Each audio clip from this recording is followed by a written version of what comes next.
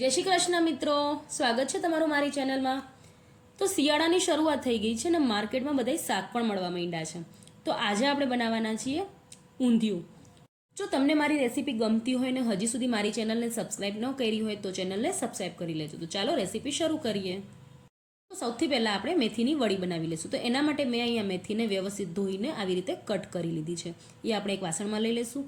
હવે આપણે એમાં થોડી કોથમીર એડ કરીશું। તો કોથમીરને પણ મેં આવી રીતે કટ કરીને ધોઈ લીધી છે। હવે અહીંયા આપણે એમાં ચણાનો લોટ એડ કરવાનો છે। તો મેં અહીંયા અત્યારે 2 મોટા ચમચા જેટલું ચણાનો લોટ એડ કર્યો છે। જરૂર પડશે તો આપણે આગળ એડ કરશું।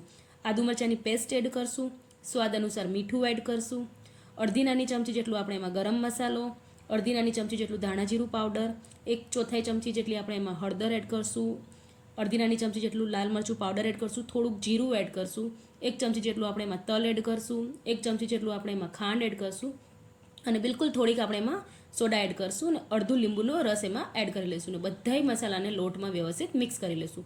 ઉપરથી આપણે થોડુંક તેલ એડ કરશું, એટલે કે 1 ચમચી જેટલું મેં એમાં તેલ લીધું છે। તો બધાય મસાલા મિક્સ કર્યા પછી તમે જોઈ શકો છો કે આપણે આમાં ચણાનો લોટ ઓછો લાગે છે। તો પાછું હું આમાં મોટા 1.5 ચમચા જેટલું ચણાનો લોટ એડ કરું છું। એને પણ આપણે વ્યવસ્થિત મિક્સ કરી લઈશું।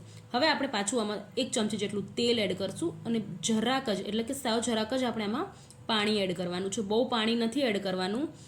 તો અહીંયા છે ને આપણે સાવ થોડુંક જ પાણી યુઝ કરવાનું છે। જો તમને એવું લાગે કે લોટ ડ્રાય છે ને બંધાતું નથી તો તમે થોડુંક એમાં તેલ એડ કરી શકો છો, કેમ કે ભાજી તો ઓલરેડી આપણે ધોઈને જ યુઝ કરી હતી। તો આવી રીતે કરવાથી શું થશે, જે આપણી ઢોકળી હશે ને બહુ જ ક્રિસ્પી અને સરસ થશે। તો આવી રીતે આપણે આના ગોળ બોલ્સ બનાવી લેવાના છે। તમારે લાંબા બનાવવા હોય તો લાંબા પણ બનાવી શકો છો। હવે આપણે આવી રીતે બધાય રેડી કરી લઈશું। તો આજે જે આપણે ઊંધિયું બનાવવાના છીએ ને એ ધાબા સ્ટાઇલ ઊંધિયું બનાવવાના છીએ, એટલે કુકરમાં નથી બનાવવાનું। તો એના માટે આપણે બધાય વેજીટેબલ્સને આવી રીતે ફ્રાય કરી લેવાના હોય છે।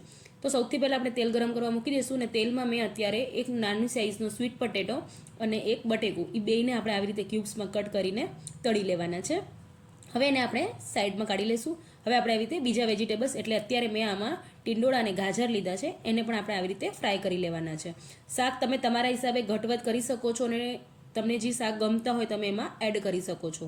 તો ઊંધિયુંમાં નોર્મલ બહુ બધા શાક પડતા હોય, અત્યારે મારી પાસે જે અવેલેબલ હતા મેં એ શાક એમાં એડ કર્યા છે। હવે આપી દળાઈ ગયા છે। હવે આપણે એમાં ફ્લાવર ને રીંગણા એડ કરશું, એને પણ આપણે આવી રીતે ફ્રાય કરી લેવાના છે।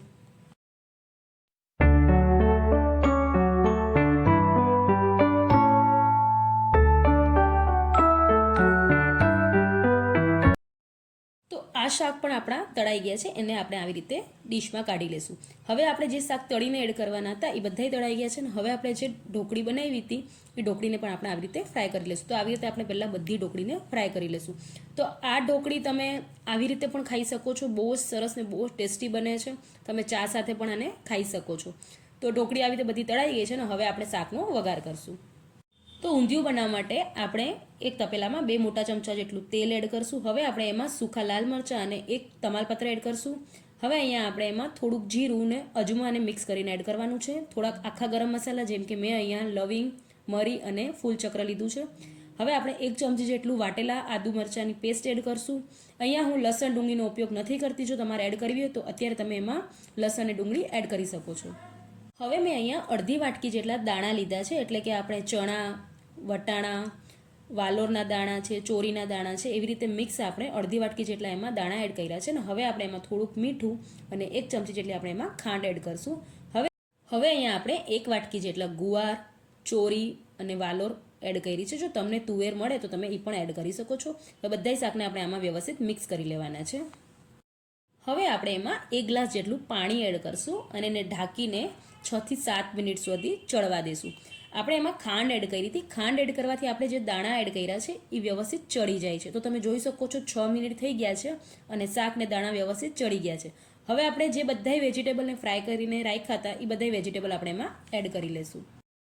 હવે આપણે એમાં 2 મીડિયમ સાઇઝના ટમેટા એડ કરશું અને બધાય મસાલા એડ કરી લઈશું। તો સ્વાદ અનુસાર આપણે એમાં મીઠું એડ કરશું, 1 ચમચી જેટલું આપણે એમાં લાલ મરચું એડ કરશું, 1 ચમચી જેટલું આપણે એમાં ગરમ મસાલો એડ કરશું, 2 મોટા ચમચા જેટલું આપણે એમાં ધાણા જીરું પાવડર એડ કરશું, અડધી નાની ચમચી જેટલી હળદર એડ કરશું અને 1 ચમચી જેટલી આપણે અહીંયા ખાંડ એડ કરશું। દરેક મસાલાને આપણે શાકમાં વ્યવસ્થિત મિક્સ કરી લઈશું। હવે આપણે આમાં અડધો ગ્લાસ જેટલું પાણી એડ કરીને અને ઢાંકીને 5 મિનિટ માટે પાછું એને ચડવા દેવાનું છે, જ્યાં સુધી ટમેટા વ્યવસ્થિત ચડાઈ જાય અને શાકમાં છે ને ઉપર તેલ આવી જાય.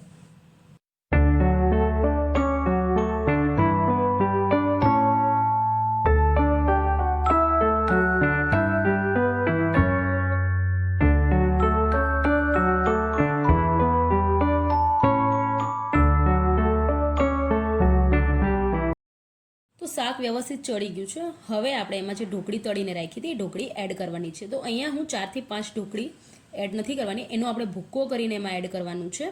તો એનાથી તમારા શાકનો ટેસ્ટ પણ બહુ જ સરસ આવશે અને શાક પણ એકદમ ઘટ થઈ જાય છે.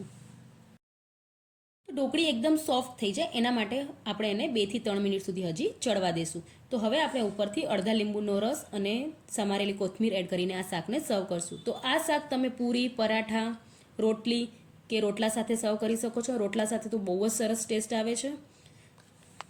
તો બહુ જ સ્વાદિષ્ટ અને બહુ ઝટપટ બનીને આ ઊંધિયું તૈયાર થઈ જાય છે. તો એકવારથી જરૂર ટ્રાય કરજો. અને તમને મારી આ રેસીપી ગમી હોય તો વિડીયોને લાઇક અને શેર કરી લેજો. અને આવી જ નવી નવી રેસીપી જોવા માટે મારી ચેનલને સબસ્ક્રાઈબ કરી લેજો.